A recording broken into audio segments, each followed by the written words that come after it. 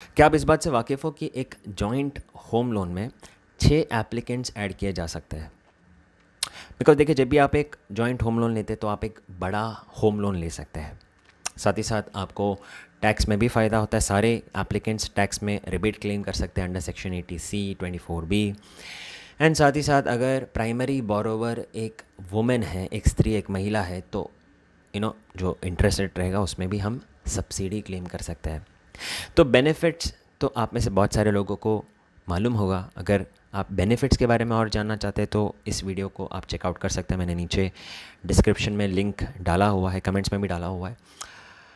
But आज दोस्तों मैं बेनिफिट्स के बारे में बात नहीं करना चाहता हूँ, बिकॉज़ मैं आज बात करना चाहता हूँ डिसएडवांटेजेस के बारे में, ड्रॉबैक्स के बारे में, नुकसान के बारे में। बिकॉज़ हम एक्साइटमेंट में आके एक जॉइंट होम लोन तो ले लेते हैं फ़ायदे समझकर, बट देन नुकसान कब होता है? जब परिस्थिति बदल जाती है, राइट? लाइफ में कुछ ऐसे इवेंट्स आ जाते हैं जहाँ पर, क्योंकि अब उस इवेंट पे हमारा कोई कंट्रोल नहीं है, तो एज अ को applicant in a home loan क्या नुकसान आपको उस वक्त में हो सकता है, आज हम बात करने वाले हैं हमारे इस वीडियो में। और अगर आपको लगता है कि ये शेयर करना चाहिए, औरों को भी फ़ायदा हो सकता है, तो प्लीज़ डेफिनेटली कंसिडर इट। चलिए स्टार्ट करते हैं। मेरा नाम है धीरज, हेगड़े इन्वेस्टमेंट एकेडमी से शुरू करते हैं आज का वीडियो। पहला नुकसान है हिस्सेदारी में। अधिकतर होम लोन्स अगर हम देखें तो husband and wife he jointly apply करते हैं। तो इस केस में मान के चलते हैं, क्योंकि अभी ये बैंक की रिक्वायरमेंट है कि उन्हें को एप्लीकेंट चाहिए रहता है, तो एक जनरल प्रैक्टिस ये रहती है कि हस्बैंड अपने वाइफ को ही को एप्लीकेंट ऐड कर देता है। अब अगर एक ऐसी सिनेरियो डेवलप हो गई जहाँ पर हस्बैंड की आपातकाल मृत्यु हो जाए, तो क्या लगता है आपको, प्रॉपर्टी वाइफ को मिलेगी? नहीं, प्रॉपर्टी डिवाइड होगी amongst parents, wife and children. मतलब वाइफ को केवल 1/3 ही मिलेगा। तो इस केस में अगर हस्बैंड ने और वाइफ ने मिलकर ये म्यूचुअली डिसाइड किया है कि प्रॉपर्टी केवल स्पाउस को ही मिलनी चाहिए, उनके ही नाम पे ही रहना चाहिए, तो उन्हें बनाना चाहिए एक विल, और उस विल में वो इस चीज़ को डिक्लेयर कर सकते हैं और इस तरीके से वो वाइफ के इंटरेस्ट को प्रोटेक्ट कर सकता है। दूसरा नुकसान है सिबिल स्कोर में।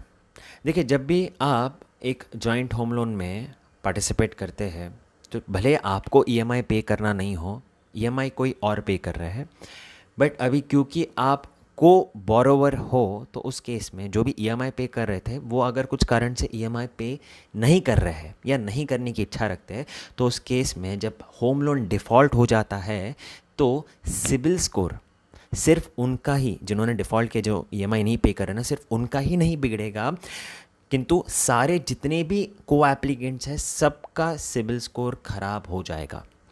और आगे चलकर अगर जो को बोरोवर्स थे, उन्हें अपना खुद का अगर एक होम लोन लेना था या ऑटो लोन लेना था, पर्सनल लोन लेना था, उन्हें लोन मिलने में बहुत प्रॉब्लम होगी। तो इस वजह से ये भी एक बहुत बड़ा नुकसान साबित हो सकता है एक को एप्लीकेंट बनने का।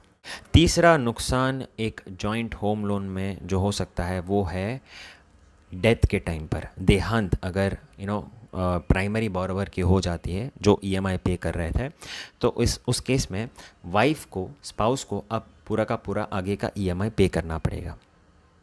तो जहाँ पर अगर स्पाउस अर्निंग हो या नॉन अर्निंग हो, क्योंकि अब प्रॉपर्टी में शेयर लिमिटेड है, सिर्फ 1/3 मिलने वाला है, ईएमआई उन्हें 100% पे करना पड़ेगा, इज़न्ट इट? तो इस केस में क्या करना चाहिए? इस केस में आपको एक इंश्योरेंस, एक होम लोन इंश्योरेंस खरीदनी चाहिए।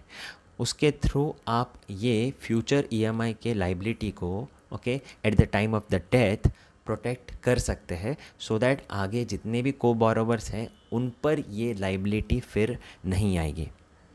और होम लोन इंश्योरेंस बैंक से ख़रीदना है ऐसा कुछ नहीं, आप कहीं से भी खरीद सकते हो। उसके ऊपर मैंने 2 वीडियोस भी बनाए हैं, मैंने नीचे उस डिस्क्रिप्शन में लिंक दिया हुआ है, वो भी देख सकते हैं वीडियो।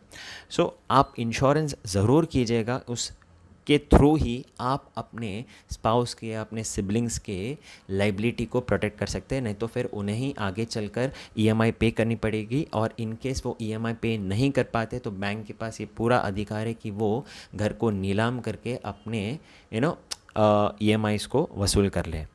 चौथा नुकसान जॉइंट होम लोन में तलाक या डिवोर्स के वक्त में हो सकता है। तो यहाँ पर जो अभी तक ईएमआई पे की जा रही थी, अब वो अगर एकदम से स्टॉप हो जाती है तो जो को एप्लीकेंट है, को बोरोवर है, अब उन्हें पूरा का पूरा ईएमआई पे करना पड़ेगा।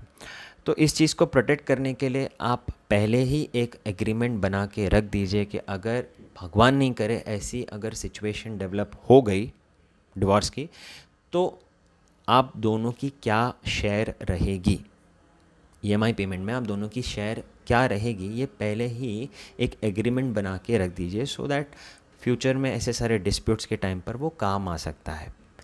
तो इस तरीके से सारे जो भी ये जो होम लोन के डिसएडवांटेजेस है, देखिए ये तो किसी के कंट्रोल में है नहीं, राइट। लाइफ सिचुएशंस क्या हो सकते हैं आगे चलकर, ये किसी के कंट्रोल में नहीं है। बट अगर आप उसको पहले ही फोरकास्ट करके अगर उसके लिए प्रोविज़न करके रखें ना, तो आपको वो हमेशा हेल्प कर सकता है।